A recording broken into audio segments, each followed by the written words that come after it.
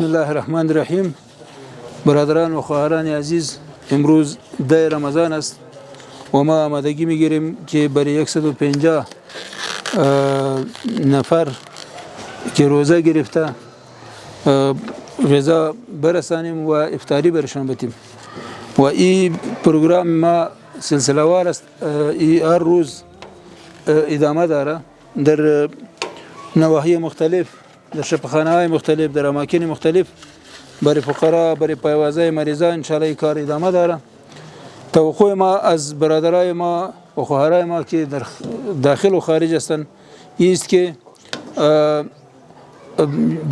همکاری خود را، صدقات خود را، پول زکات خود را و صدقه فطر خود را با احساس روان کنه که احساس او را به فقرا و به مردم بیچاره و غریب برسانه. انشاءالله رضاکاره احساس، تیمای رضاکار احساس در تمام افغانستان در کل ولایت فعال هستند و امی برنامه ها را ادامه میدهند. از تمام دوستا و برادرایی که در امریکا هستند، در اروپا هستند، در استرالیا هستند، در کشورهای عربی هستند، در هر جای که هستند، ما توقع داریم، تقاضا داریم که هرچی عاجل کمک‌های خود را بفرستند تا مردم فقیر ما یک رمضان خوب داشته باشند، افطاری داشته باشند، سحری داشته باشند و برای شما دعا بکنند. خداوند صدقات برادرها و خواهرای ما را که روان کرده بپذیرند و برای دیگه برادرها و خواهرها توفیق بدن تا کمک‌ها را روان کنند. السلام علیکم و رحمت الله و برکاته.